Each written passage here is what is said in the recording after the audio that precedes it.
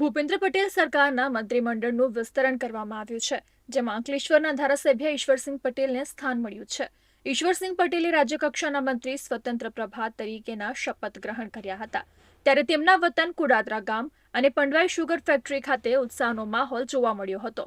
ગ્રામજનો અને આગેવાનો દ્વારા ફટાકડા ફોડી ખુશી મનાવવામાં આવી હતી. આ તરફ અંકલેશ્વરમાં ભાજપ કાર્યાલય ખાતે પણ ફટાકડા ફોડી મીઠાઈ ખવડાવી ખુશી મનાવવામાં આવી હતી.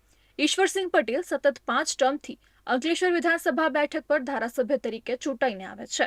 અગાઉ તેઓ નરેન્દ્ર મોદી સરકાર અને ત્યારબાદ વિજય રૂપાણી સરકારમાં પણ રાજ્યકક્ષાના મંત્રી રહી ચૂક્યા છે. આ તરફ તેઓએ સંસદીય સચિવ તરીકેની પણ ફરજ બજાવી હતી. ઈશ્વરસિંહ પટેલને મંત્રીમંડળના સ્થાન પ્રાપ્ત થતા ગ્રામજનોએ ખુશી વ્યક્ત કરતા જણાવ્યું હતું કે તેઓના કામને જોઈ મંત્રીમંડળમાં સ્થાન આપવામાં આવ્યું છે. તેઓએ તમામ વર્ગના પ્રશ્નોનું નિરાકરણ કર્યું છે અને ભવિષ્યમાં પણ તેઓ આ કાર્ય કરતા રહે તેવો આશાવાદ વ્યક્ત કર્યો હતો. એમના અંકલ રતનજી વાલુ અહીંયા જ્યારે ચેરમેન હતા ત્યારે અમારા ટ્રાન્સપોર્ટ મેનેજર તરીકે સાહેબ કામગીરી કરતા હતા. ત્યારબાદ સાહેબને પહેલેથી ભાજપ તરફથી લાગણી હતી. ત્યારબાદ સાહેબને ધારાસભ્યની ટિકિટ મુખ્ય આપણા હાલના વડાપ્રધાન તે સમયના મુખ્યમંત્રી નરેન્દ્ર મોદી સાહેબે તેમને ધારાસભ્ય બનવાની તક આપી. ત્યાર પછી સાહેબને સંસદીય સચિવ બનવાની તેમના સમયમાં તક મળી હતી.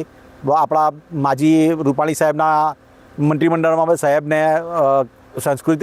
સંસ્કૃતિ વિભાગનો સ્વતંત્ર ભાવનો હવાલો આપવામાં આવ્યો હતો. ત્યારબાદ હાલના તબક્કામાં દરેકને બી આ લાગણી હતી કે સાહેબને મુખ્ય મિનિસ્ટર બનાવવામાં આવે.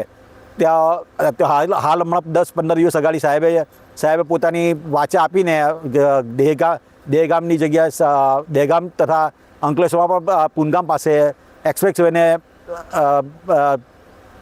ઇન અને આઉટની કનેક્ટિવિટી અપાવી છે. તે બદલ હાલ અમે 10 દિવસ અગાડી સાહેબનું આવું સન્માન કર્યું હતું. આજે ફરીવાર સાહેબને મિનિસ્ટર બનાવવામાં તેમાં દરેક ખેડૂતથી માંડીને દરેક વ્યક્તિઓ ખુશ છે. સાહેબે દરેક ખેડૂતોનો પ્રશ્ન ઉકેલ્યો છે. સાહેબને ખૂબ ખૂબ અભિનંદન. ગુજરાત સરકાર અને ભારત સરકારનો અમે ખૂબ ખૂબ અભિનંદન પાઠવીએ છીએ. અમારા પનવાઈ ગામની અંદર પનવાઈ સુગરની અંદર સાહેબ એવો ખારપાત વિસ્તાર હતો જે એક કચરું પણ ઉગતું નહોતું. જ્યારે આજના સમયે તમે જુઓ તો કોઈ કહી ન શકે કે આ જમીન એવી હશે.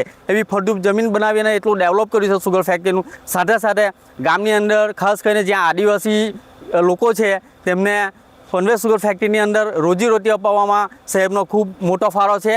અને મારી વાત કરું તો સાહેબ આપણો દેશ આઝાદ થયો ત્યારથી અમારા પનવાઈ ગામની અંદર કોઈ આદિવાસી સરપંચ નહોતો. જે સાહેબના પ્રયત્નોથી અમારા ગામની અંદર દેશ આઝાદ થયો ત્યાર પછી સૌ પ્રથમ હું આદિવાસી બિનહરીફ સરપંચ તરીકે ચૂંટાઈ આવ્યો જે સાહેબની મહેનતથી. તો આવી બધી નાનામાં નાના લોકોની સાહેબે કામ કર્યા છે. એ ધ્યાનમાં રાખીને જ નરેન્દ્રભાઈ મોદી સાહેબ, અમિત શાહ સાહેબ અને ભૂપેન્દ્રભાઈ પટેલ સાહેબે કદાચ વિચાર્યું હશે અને અમને વારંવાર મંત્રી તરીકેની તકો આપી છે. તે માટે અમે સાહેબને ખૂબ ખૂબ અભિનંદન પાઠવીએ છીએ. હવે ઈશ્વરસિંહ પટેલની રાજકીય સફળ પર નજર કરીએ.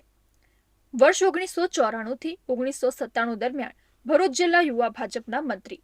વર્ષ 1997 થી 2001 દરમિયાન ભરૂચ જિલ્લા યુવા ભાજપના ઉપપ્રમુખ. વર્ષ 2000માં ગુજરાત પ્રદેશ ભારતીય જનતા પાર્ટી યુવા મોરચો મંત્રી તરીકેનો કાર્યભાર સંભાળ્યો. વર્ષ 2000 થી 2003 દરમિયાન પ્રદેશ યુવા ભાજપ પ્રભારી. વર્ષ 2000માં અંકલેશ્વર હાંસોટ મત વિસ્તારમાંથી ધારાસભ્ય તરીકે પ્રથમ વખત ચૂંટાયા. વર્ષ 2003 થી 2006 દરમિયાન ભરૂચ જિલ્લા ભાજપ પ્રમુખ તરીકેનો કાર્યભાર સંભાળ્યો.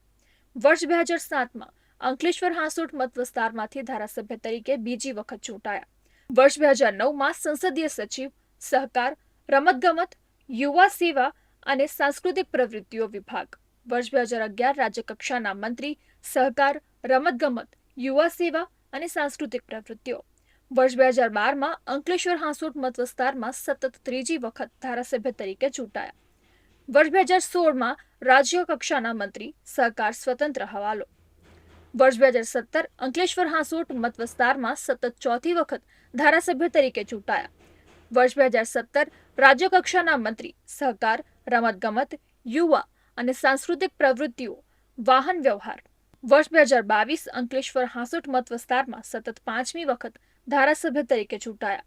વર્ષ 2025 રાજ્ય કક્ષાના મંત્રી, સ્વતંત્ર પ્રભાર.